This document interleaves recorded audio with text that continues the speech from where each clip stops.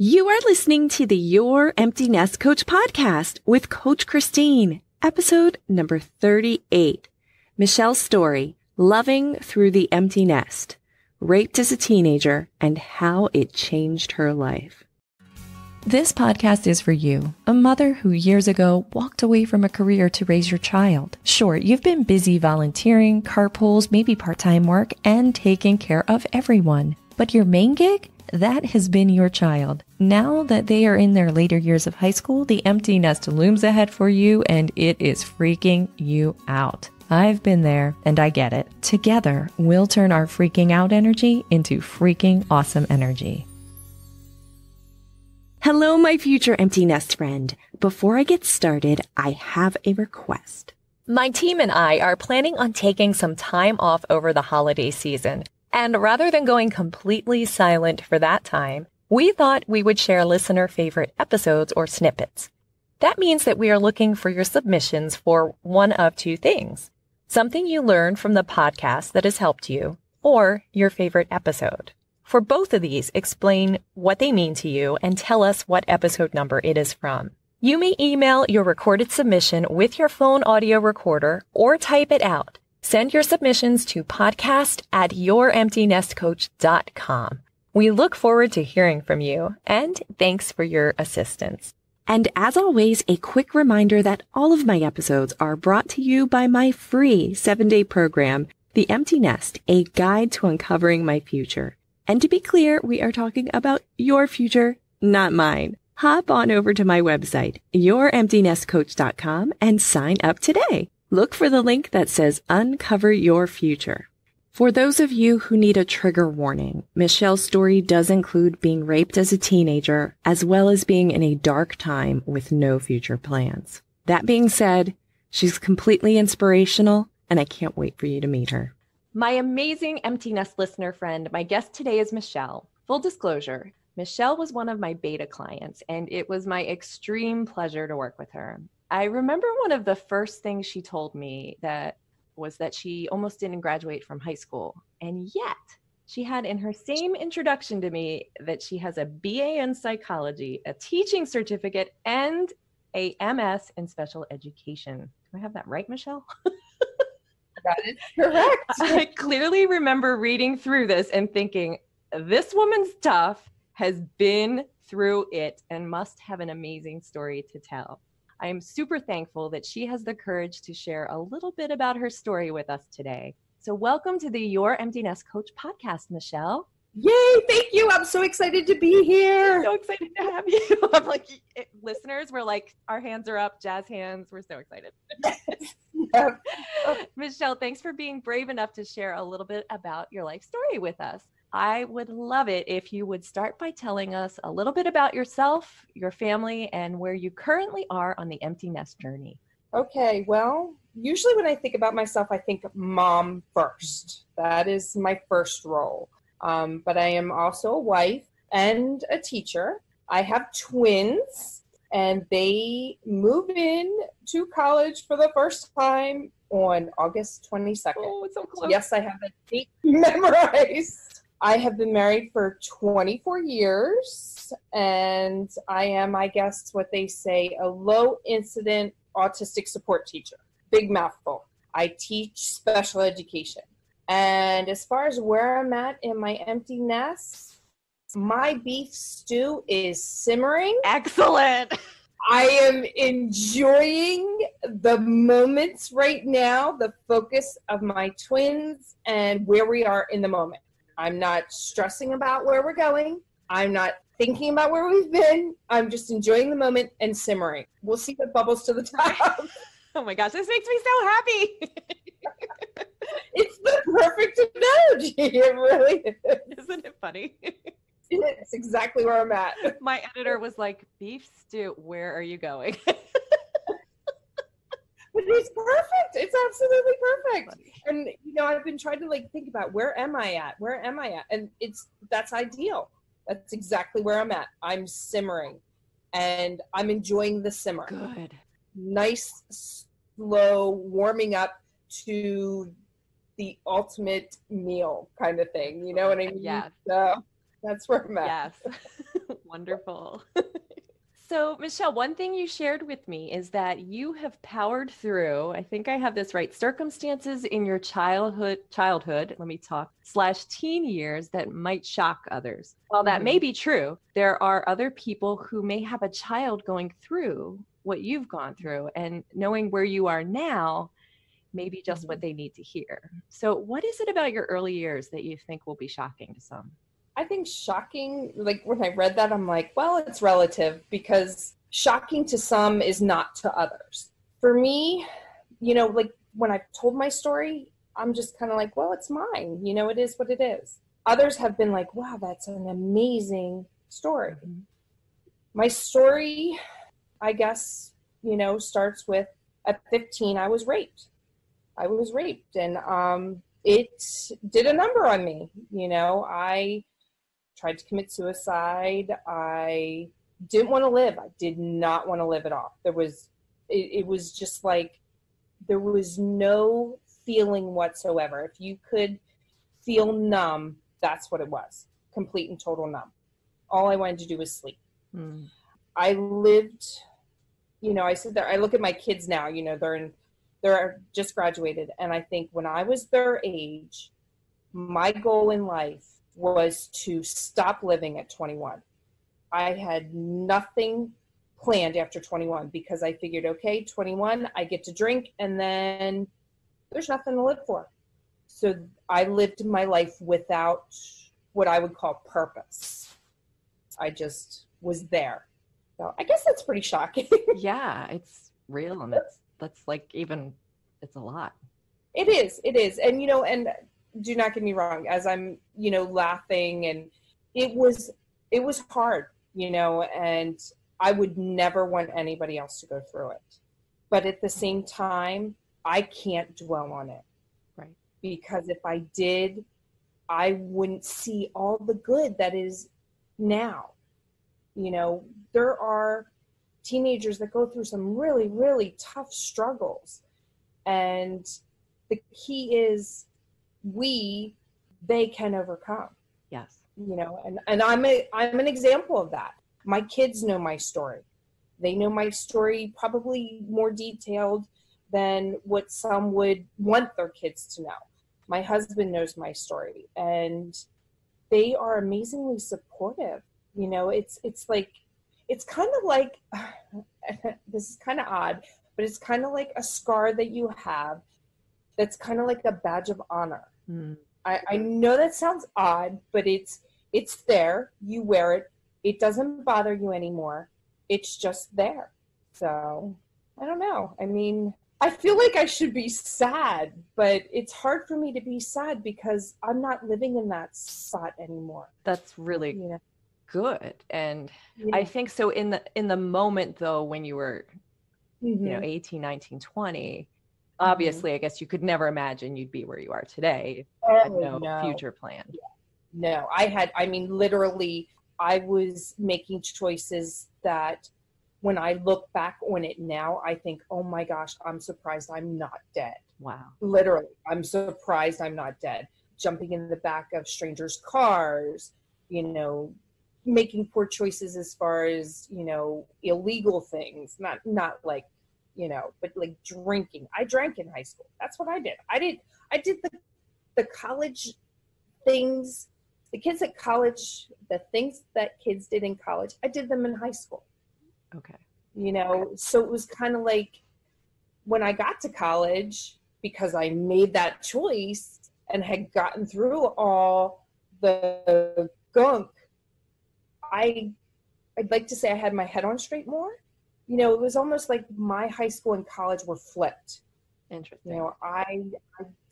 That's the best way I could describe it. But there was no feeling there. I mean, literally, there were no dreams. I was never that type of person where I dreamt of who I would marry, what my wedding dress would look like, having kids, none of that.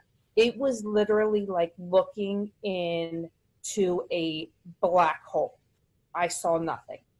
That's and that's how I lived, because I didn't want to wake up every day. When I would lay my head down to sleep, I did not want to wake up. I'm so And sorry for younger Michele. Like, I want to hug her. younger Michele had it tough. I mean, she really did, you know, and I'm okay with it now. And I can be honest with you, it took me 15 years. I was raped when I was 15. For 15 years, subconsciously, because I was raped in January, I was raped, it was literally 2 weeks after my 15th birthday. So you're talking about a very young 15. And January would come, and I would become an evil, miserable person, just nasty and hateful and depressed. And I never realized that I was that way. Even after the birth of my children, January was like the most hated month. Oh. And when I turned 30, it was like, I'm not sure exactly what changed, but something happened, and I was able to step back and say, oh, that's why I'm acting that way. Do I want to continue to act that way? I was able to say, okay, you know what? I see this, but this isn't how I want to be. And from then on, things started to shift. You know, it was almost just like the realization and the acknowledgement, and it's like, okay, I see it. I don't want to be that anymore. I want to move on. I've already come 15 years from that moment, yeah. And now it's time to move forward. But it took me a long time. And I'm not perfect yet. You know, there's still definite remnants there, but not enough to hold me back anymore. Well, I would think we're all cheering you there. Yeah. So I have so many questions. So here's one is, for those of you, when you were in the moment where you couldn't see your future and you didn't want to wake up, how did you have a lot of people reach out to you and try to help you? And if so, how would you respond to them? And did it come across as help? Or I guess there's 4 questions in there. Yeah. You know, this is tough to hear. Okay. So I was raped, and, you know, I'm 15. So I go to my 2 best friends. There were 3 of us that were, you know, we were real tight. And they didn't believe me. They thought I was lying. They thought that I was trying to break the friendship up, the triad up. And that was really devastating. I questioned whether or not it happened to me. I really did. And I had told one other girl, and she believed me, but I had already talked myself or told myself it didn't happen. Now I'm black and blue. I have bruises from my neck down. I wore a turtleneck and didn't take gym class because I didn't want to change in front of people. So there was physical evidence there, but I hid it, and I told myself that this didn't happen to me, that I was lying to myself because my friends didn't believe me. And, you know, I remember trying to talk to my mom, and she was so busy, such a busy mom. She had twins of her own, and she I don't want to say couldn't hear it. For whatever reason, it just wasn't meant to be. It wasn't meant to be heard, I guess. I don't know. It was just meant for me to feel it. Does that make sense? I'm, you know, I don't know. And I can't answer those questions because they were other people's, you know, experiences. But for me, what I chose to do was I chose to suppress it. And it came out as, you know, failing grades and, you know, erratic behavior. And, you know, I was always tired. I was just a mess. You know, basically, some people would probably say a typical teenager, but internally, I felt dead. Literally. You know, that's how you know, numb and dead. So I think, you know, I sit back and I think, no, there wasn't anybody there to help me. And for whatever reason, that was the way it was supposed to be. That was how my story was written. You know, I don't know. I don't like, what's the words I'm looking for? I'm not here to blame anybody else. Right. This is my story. Yes. You know, I could sit there and say it was my fault. I could blame the individual. You know, it's my story. Those are my demons to deal with, so to speak. Yes. And, you know, everybody's story is different. Even in my situation, even people that have lived similar lives, it's all different. That is very true. So, but yeah. So I guess if they reached out to you for like the failing grades and the all the other stuff, you just, at that point it didn't matter. Yeah. Nothing mattered. You know, I mean, literally, there was nothing that mattered at all. You know, that it was so all-consuming of void that even like when I think back, it's very hard for me to find happy moments in those times. You know what I mean? Yeah. It was not a, you know, people say, oh, if you could go back to high school, would you go back to hell no. Oh, right. Thank you. I'm thinking no. Would I change it? No, because my future would be different. Understood. And I can accept that. I've lived it once. I'm good. You know, move on kind of thing. Yeah.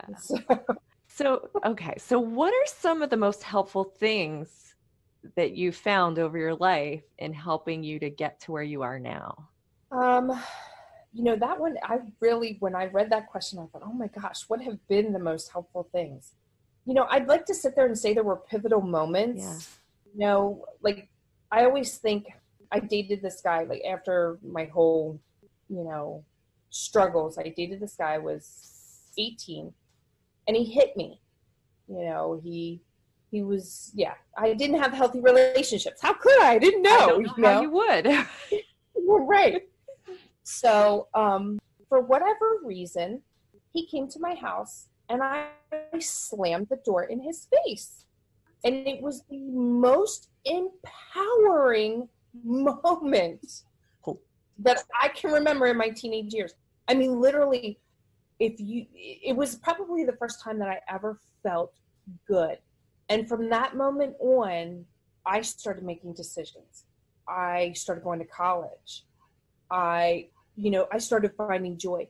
Why did that happen in that moment? I don't know. But for whatever reason, I had enough power in me, enough oomph to care enough about myself to say, no, this is not what I want. And that was one of the biggest one of the biggest moments in my life that really started, that's where it started to change. And don't you know, a few months later, I met my husband. Aww. And I shared with him because I was starting to have nightmares because I had suppressed this for so long. Yeah. And I started talking to him, and all he did was hold me and accept me for me. And it was like, oh my gosh, there are people in this world that just care. Yes. And it was then that I was able to start healing more and feeling and growing. And that was truly amazing. And then it just like exploded. You know, it was just absolutely amazing. So it wasn't always easy because now you're really starting to feel those emotions. And I had to deal with the self-hate and what's wrong with me. And I mean, I had anorexia. When my husband met me, I was 114 pounds. I'm 5'8". Whoa. And I was passing out. I wasn't eating. I mean, there was a lot of outward trauma that was manifesting. And I was very unhealthy. And in fact, I remember I passed out at work. Oh, wow. And my husband was like, you know, you need to go to the doctor. You need to start eating. You need to be healthy. And I argued with the doctor. I'm going to be 111 pounds. So here's a girl who's, you know, 5'8", and I was going to be 111 pounds. Oh my. You know, and that, because if I if I got smaller and smaller and smaller, maybe I wouldn't be noticed. Mm. I don't know. I don't know. That's what I thought. I mean, it was just another way I was manifesting how I can be done with life at 21. And then I didn't want to anymore, so yeah, it's. Well, I'm really glad you met your husband. I know. Yes. Yes, absolutely. Give him a hug for me tonight. Because I like always you, been and my I'm number really one glad you're here. Yeah. Wow. So, okay. yeah. So here's a question. So keeping in mind this for my listeners, neither of us, Michele or I, are therapists. So if you though, Michele, could talk to a parent who's is their child experiencing something like this, maybe any area of it, do you have anything that you would like to say to them? As a parent, I can't imagine what it would be like as a parent. I'm pretty lucky that as a parent, I, knock on wood, have not had to deal with a child like myself. But having to deal with other situations with my kiddos, and probably because of my life experience, I choose to love unconditionally when it comes to my kids. So I know they're not perfect, but I choose to hear them. I listen to what they're saying. I don't have to like it. I don't even have to accept it, but I will still love them for who they are. And I think that's the key. Like I said, every situation is different, but sometimes you just need to be heard. Like my husband, he just listened and he just loved me. He loved every single part of me, and he walked that journey with me. Still is 24 years, still walking the journey with me. And that's the key. That's being present. That's so powerful. Oh my goodness. Yeah. So I would think your teenage years, do you feel like that has made you be that parent? Oh yes. Oh yeah. Absolutely. I mean, I'm Rebecca tells me I'm like crazy involved. I'm like, just there around. Every time she turns around, I'm there. And it is. I want to know what kind of music they listen to. I want to know, what they're watching on TV. I want to be a part of every little thing. I want to be a part of the mistakes they make. I want to be a part of, everything, because they're such a big part of me, and I want them to know that no matter what happens, that they are always loved no matter what. They will always be my kids. They will always be welcome. They will always be loved. There will never be a judgment. It's not my job to judge them. It's my job to love them. Wow. So, well said. Yeah. Well said. Okay.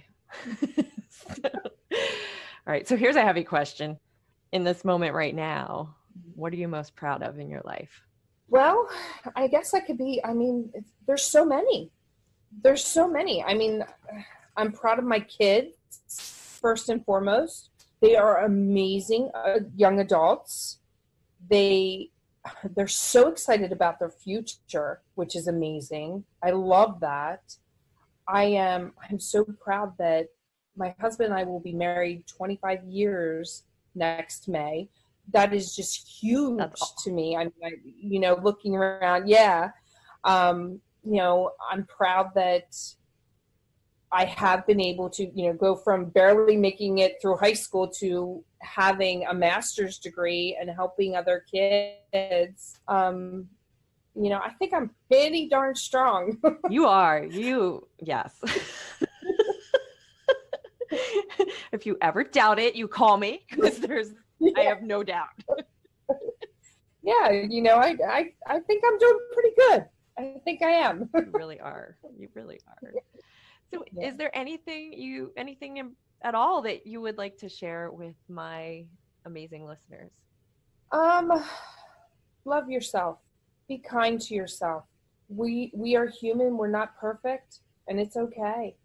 And you know what? Sometimes in this world, we're all we got. If we're lucky, there'll be somebody else. Hopefully there is. But you got to love yourself. You really do. Yes, 100%. You really do. Yeah. And be patient too, so. Good job. All right. So should we lighten it up a little?